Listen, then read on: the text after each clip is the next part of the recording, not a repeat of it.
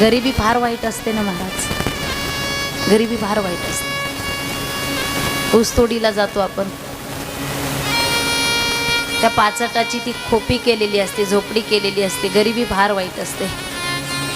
10 रुपयासाठी दिवसभर लेकरू रडतं आपलं, 10 रुपये देताना सुद्धा 1000 वेळेस आपण विचार करतो। गरिबी फार वाईट असते। गरिबी किती वाईट असते सांगू मी तुम्हाला। श्रीमंताच्या घरी वारंवार आमंत्रण दिलं जातं, गरीबाला आमंत्रणासाठी वाट बघावी लागते, इतकी वाईट असते गरिबी, इतकी वाईट असते। आमचं घर जळालं आज 12 डिसेंबर आहे। लोकनेते गोपीनाथरावजी मुंडे साहेब यांची जयंती आहे। या कथेच्या माध्यमातून मी त्यांना विनम्र अभिवादन करते। 100 एकर जमीन वडिलांना माझ्या, पण कधी चातुर्मासाला जायचं, कधी पंढरपूरला जायचं, कधी आळंदीलाच जायचं, इकडं चुलत्याने सगळा कार्यक्रम केला। गरिबी फार वाईट असते। 3 मुली, बाप वारीला, ही वारी झाली की ती वारी, आईने एकटीने कष्ट करायचं, लहानाचं मोठं करायचं, शिक्षण करायचं, सगळी जबाबदारी माझ्या आईवर होती आमची। वडिलांचा वारकरी संप्रदायाचा फार मोठा वारसा होता आमच्यामध्ये। लहानपणापासूनच, आत्ता माझा मुलगा भजन म्हणतोय, मी याच्या अगोदरपासून भजन म्हणायची, अगदी वयाच्या 3 वर्षापासून। आता 30 पर्यंत असं वाटत नाही की त्या 3 वर 1 शून्य आलाय, असं वाटतं की 3च वर्षाचं वय आहे। गरिबी वाईट असते। एकादशी होती एकदा, अरे आमच्या घरामध्ये सगळ्यांना उपवास असायचा। आमचे वडील वारीला गेलेले होते पंढरपूरच्या, आईने दिवसभर चहावरती एकादशी काढली, आम्हालाही उपवास। ताकीद दिली शेतात जाताना की कुणाला सांगायचं नाही की आपण फराळाचं केलं नाही म्हणून। आमच्या समोर सगळे तिथं जेवण करत होते, फराळ करत होते। आंघोळीसाठी गेली, स्नानासाठी गेली, आणि हा बाबा घरी आला, भगवान श्रीकृष्ण घरी आल्याच्या नंतर दार वाजवलं। ओल्या वस्त्राने पत्नी बाहेर आली, तिला वाटलं विदुर काका आले असेल, सामान आणलं असेल। दार उघडलं, पाहतं तर काय, पती नाही, ज्याची वाट युगायुगापासून संत महंत जपी तपी मुनी पाहतात, ते साक्षात विदुर काकाच्या घरामध्ये भांबावून गेली ओल्या वस्त्राने। देवा देवा तुम्ही आलात, देवा तुम्ही आलात, गरीबाच्या घरामध्ये आलात देवा तुम्ही, या देवा। माझा लाला, माझा कृष्ण पाठ उचलते, एकदा उलटा ठेवते, एकदा सोयीचा करते, एकदा उलटा ठेवते, अखेर उलट्याच पाटावर भगवंताला बसवलं। इतकं प्रेम, उलट्या पाटावर बसवलं। देवाला काय खायला देऊ, अजून हे आलेच नाही बाजारावरून। घरामध्ये केळी होती, केळी घेतली आणि देव खाणार, तर तिने सांगितलं देवा मी खाऊ घालते ना, यशोदेच्या हातचं खाल्लंच ना, माझ्या हातचं खाय। मग केळी घेतली आणि साल काढायला सुरुवात केली, पण भक्तिपूर्ण असलेली ती विदुर काकाची पत्नी केळी बाजूला टाकली, भगवंताच्या हातामध्ये साल देऊ लागली, मुखामध्ये साल घालू लागली केळीची। आता ती तर भक्तीत वेडी झाली होती, पण कृष्णाने सुद्धा केळीचे साल आनंदामध्ये खायला सुरुवात केली। आनंदच एवढा, केळीचे साल भगवंत खातायत।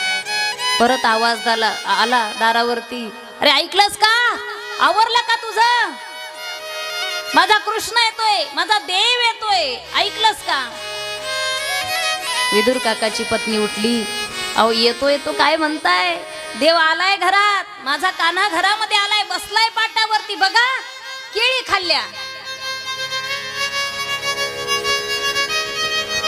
जेव्हा विदुर काका घरामध्ये आले, पाहता तर काय, केळी बाजूला पडल्या आणि भगवंत साल खातायत, भगवंत साल खातायत।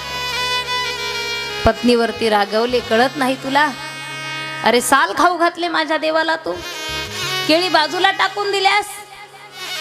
नंतर विदुर काकाने केळी खाऊ घालायला सुरुवात केली, आणि मग भगवंताने सांगितलं, विदुर काका खरं सांगू का मी तुम्हाला, जो आनंद जी गोडी त्या सालीमध्ये होती ना, ती गोडी या केळीच्या गाभ्यामध्ये सुद्धा नाहीये, या केळीमध्ये सुद्धा नाहीये, ती गोडी त्या सालीमध्ये होती. खरं सांगू मी तुम्हाला, एकदा मैत्रेय मुनींना उद्धवाने प्रश्न केला होता की देवाला कोणतं भोजन कोणत्या अवतारामध्ये सगळ्यात जास्त आवडलं. तर भगवंताने सांगितलं सगळ्यात जास्त भोजन मला कोणतं आवडलं असेल. भगवंताने सांगितलं मला पाचपक्वान्नाचं जेवण आवडलं नाही, मला त्रेतायुगामध्ये एक भोजन आवडलं. कुणाच्या हातचं? म्हटले शबरीच्या हातचं. शबरी माता वाट पाहू लागली. क्या बात है. जब मेरे राम जी का आदनी हो, शबरी की कुटियों का पावनी होगा. जब मेरे राम जी का आदनी होगा, शबरी की कुटियों का पावनी होगा.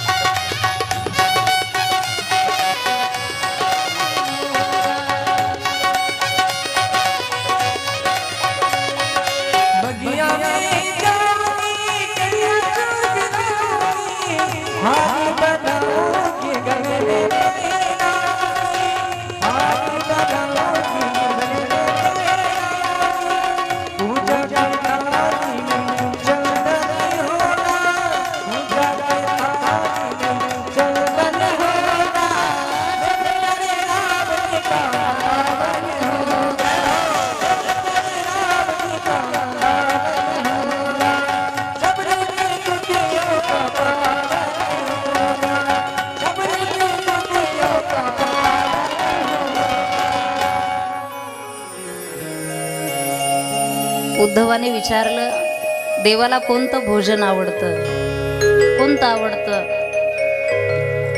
ज्याच्यामध्ये प्रेम आहे, भाव आहे, श्रद्धा आहे, भक्ती आहे, ते देवाला भोजन आवडतं.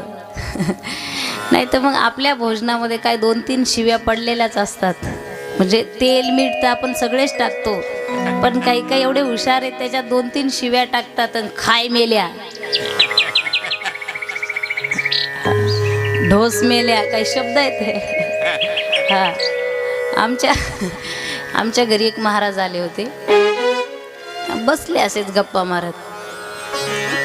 बघता बघता 2 वाजले बरं का. महाराज आमच्या घरी आले 2 वाजले आणि त्यांच्या पत्नीचा फोन आला. आणि त्याने मोठ्या IT मध्ये ओपन साऊंड केला. तिकून ती बोलायला लागली, गिळायचं नाही का. ज्याच्यामध्ये भाव आहे. आता इथं म्हणजे फोनवर जर असं असेल तर घरी कसं असेल हा प्रश्न आम्हाला पडला. मी म्हटलं आता काय गिळायला भेटते काय माहीत, भाकरी भेटतात की काय भेटतं माहीत नाही. ज्याच्यामध्ये श्रद्धा नाही, भाव नाही, ते अन्न देवाला सुद्धा आवडत नाही. शबरीने खाऊ घातलं, प्रेमाने देवाने खाल्लं, उष्ट खाल्लं. विदुर काकाच्या पत्नीने केळीच्या साली खाऊ घातल्या. उद्धवाला मैत्रेय मुनी म्हटले, ते सुद्धा देवाला आवडलं. असा भगवान परमात्मा ज्याच्या आयुष्यामध्ये ज्याला भेटला ते किती भाग्यवान आहे महाराज. भीष्माचार्य त्या ठिकाणी काही क्षणामध्ये जाणार आहे. भगवान श्रीकृष्णाने सांगितलं, तुम्ही जर इच्छामरणी आहात, तुम्ही ठरवलं तर जगू शकता. पण भीष्माचार्याने सांगितलं, देवा तुझ्यासारखा रक्षण करता समोर असताना असं मरण मला परत परत येणार नाही. अरे मला असं मरण पाहिजे की तू माझ्या डोळ्यासमोर पाहिजे. आणि आज ते मरण मला आलेलं आहे, ते मरण मला पाहिजे. देवा एवढंच कर, माझा शेवटचा श्वास तुला पाहताना गेला पाहिजे. इतना तो करना स्वामी जब प्राण तन से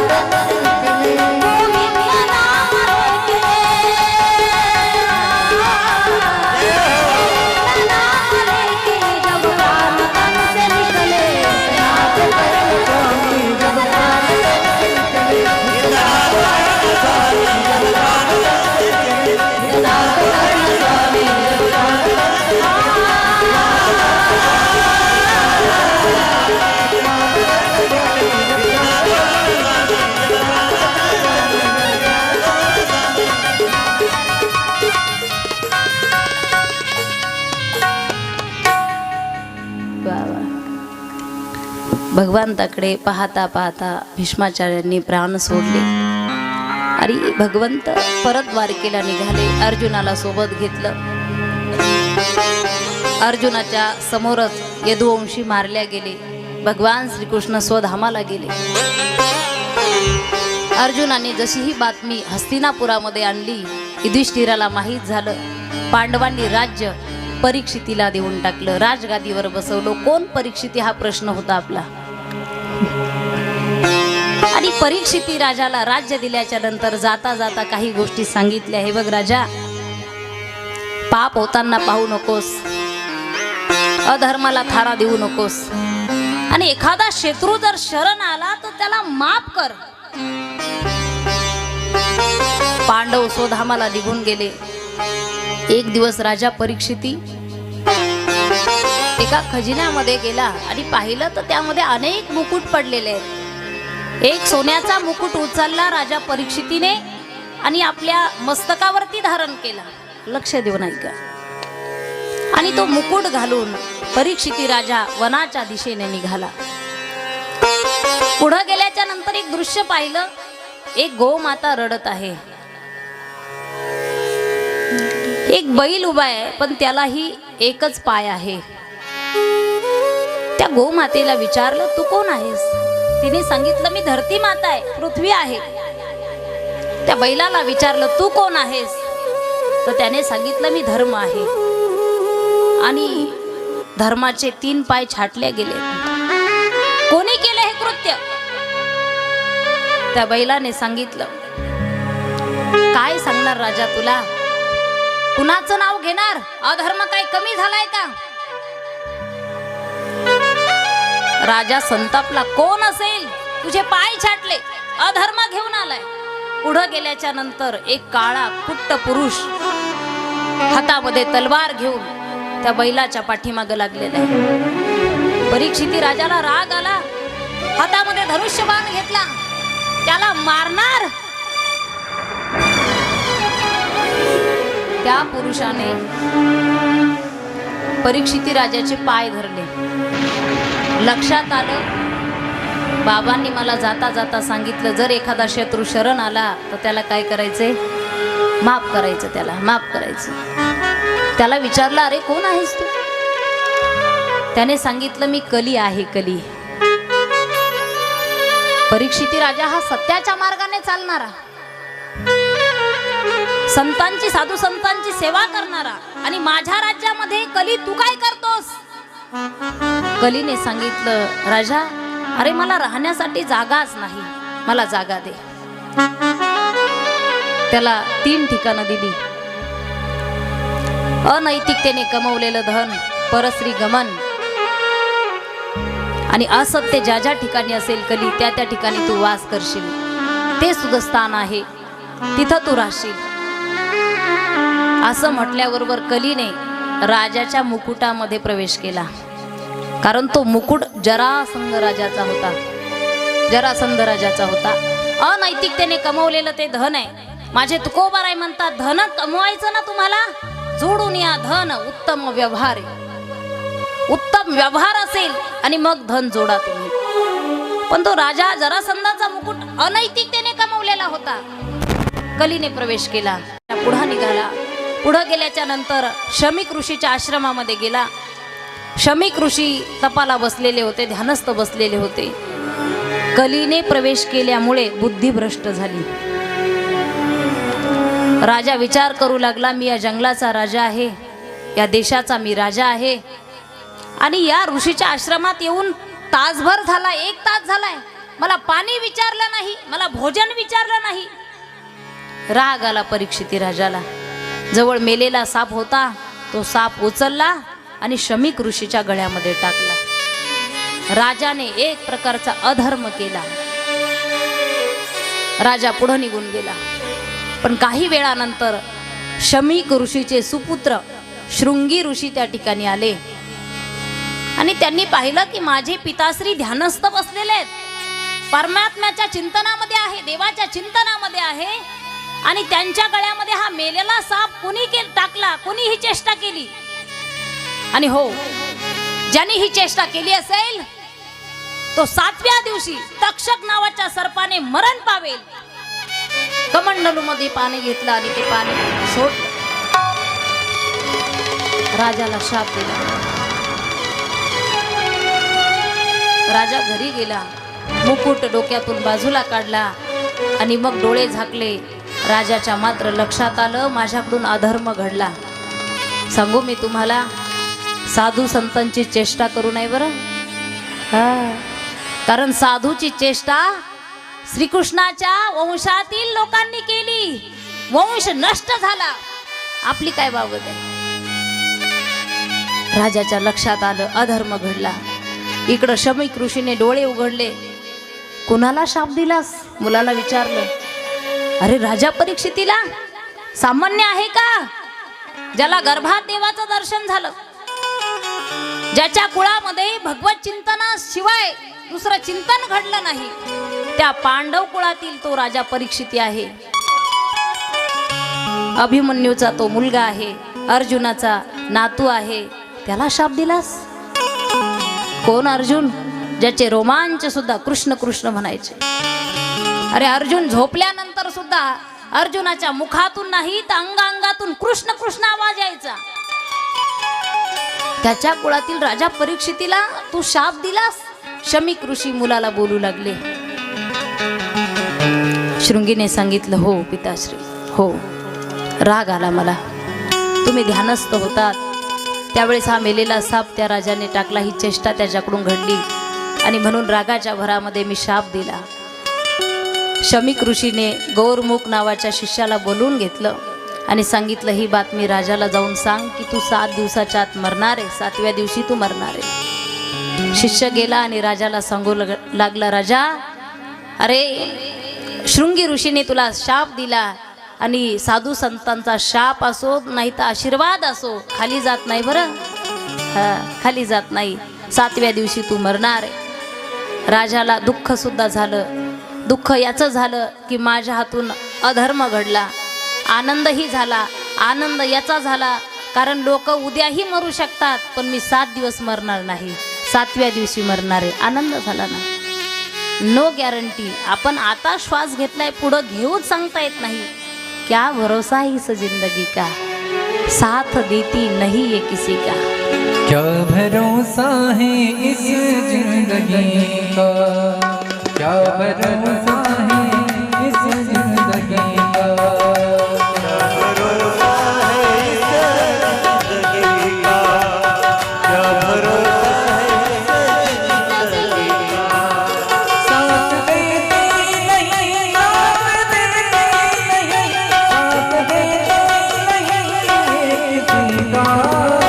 क्या भरोसा है इस जिंदगी का, क्या भरोसा है इस जिंदगी का, भरोसा है इस जिंदगी का. जय